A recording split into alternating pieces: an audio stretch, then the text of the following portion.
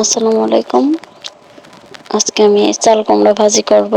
তো কয়টা পেঁয়াজ আর মরিচ কেটে নিয়েছি, এগুলো হালকা একটু ভেজে নেব। চাল কুমড়া এভাবে ভাজি করলে অনেক মজা লাগে।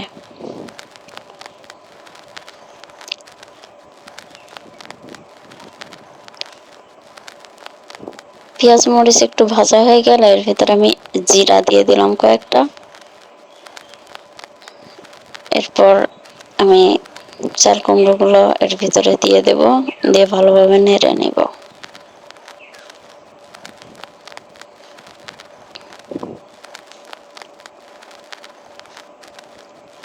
দেখতে পাচ্ছেন আমি এখানে চাল কুমড়ো দিয়ে দিয়েছি। আমি কুমড়োগুলো একদম পাতলা পাতলা করে কেটে লবণ দিয়ে ভালোভাবে মাখিয়ে এর ভেতর থেকে মানে এক্সট্রা যে পানিটা বের করে নিয়েছি, তারপর ভালোভাবে ধুয়ে নিয়েছি।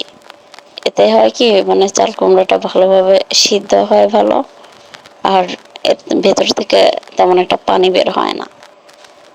আর লবণ দিয়ে না মাখালে দেখবেন এর ভিতর থেকে অনেক পানি উঠে গেছে। এখানে আমি লবণ, হলুদের গুঁড়ো আর একটু আদা রসুন বাটা দিয়ে দিলাম, দিয়ে ভালোভাবে মাখিয়ে নেব।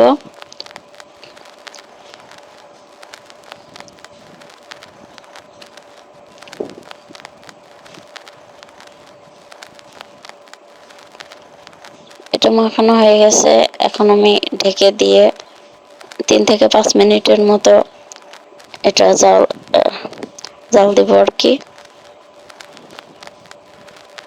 দেখতে পাচ্ছেন এখানে প্রায় অর্ধেক সিদ্ধ হয়ে গেছে। আর একটু নেড়ে চেড়ে আর 1-2 মিনিট এরকম সিদ্ধ করে নিলে হয়ে যাবে।